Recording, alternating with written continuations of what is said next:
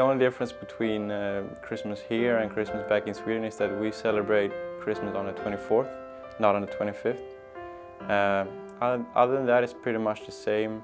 We do have one tradition that everyone in Sweden follows, and that is that at 3 o'clock during Christmas Day, we sit down and watch Donald Duck for some reason. Basically, it's a time where people get together with their families, and even if you don't have family, you try to get closer with friends and people you actually know. On that day, basically, we get together at my grandma's house, and she'll cook some special things. Pretty much, she'll do chicken or pork, sometimes duck. The biggest difference between American Christmas and Canadian Christmas is we have Boxing Day, so that's December 26th. It's pretty much like Black Friday in America, so all the prices get marked down. Everyone goes out shopping right after Christmas, a little ironic, but that's the biggest tradition there. Boxing Day, December 26th. Christmas is pretty much like in America. We meet with our families and have a big dinner during Christmas Eve, and everyone give gift to other people from the family.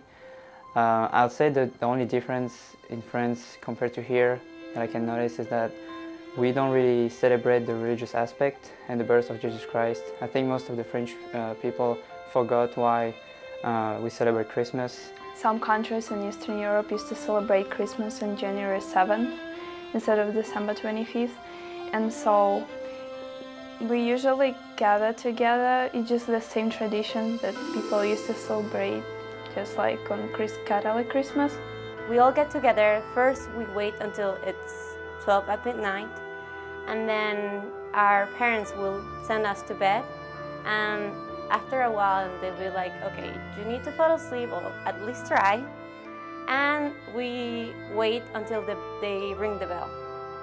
So once they ring the bell, that means that Santa Claus came and all the gifts are supposed to be under the tree. Usually people, before January 7th, usually they fast, but on January 7th it ends. So they just eat food and enjoy food because they don't eat meat for the couple of months before Christmas.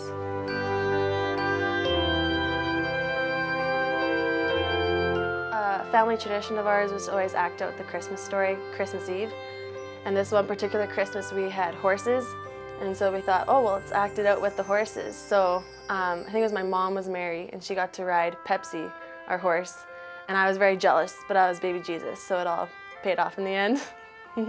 One other thing that we also have, it's the Christmas tree, but also my grandma will always have under the Christmas tree, we'll have the Mary and Joseph, and then after Christmas Eve, after 12, she will put up Jesus, because she says that Jesus' birth is on the 25th. I think it was 4 years ago, which was the only Christmas I've ever had where we had snow on the ground. We've had some trouble with the weather and the global warming and everything the last couple of years, so I can only remember one snowy Christmas. Yeah, I remember one of the most significant Christmas that I really loved was when all my family gathered together, like all the relatives, like my grandmas, my parents, all my cousins, brothers, friends. It was amazing because that night it was snowing outside, and it was absolutely beautiful. I remember when I was pretty much 8 or 9, having those big dinners with my entire family, with people that I don't see usually during the year, because they don't live where my parents live. So it's always nice to see some people from your family that you don't see in the year. And I remember that day, I was, you always wonder when you're kids if Santa Claus really exists or not. So I remember trying to go everywhere in the house to see if there is already the presents. So I was like, oh, if I find the presents and then they're here at midnight, then that means Santa Claus doesn't exist. It's not true. And I remember with my cousins, we were searching and we saw some presents. And then at midnight, we realized, oh, they were actually hiding the presents. So I remember that Christmas because, yeah, I was like, okay, Santa Claus doesn't really exist. My favorite gift that was given to me was my Nakona. ball glove that my dad gave to me just before coming into college. So that's my baby. Won't get rid of that glove ever. I remember, well, I was 10 years old, I think, and my grandpa was there, and he got me like a stick with a star on top, and that was the best thing for me. It was pink, obviously, and I felt like a princess. I was like, yes, this is just the best thing ever.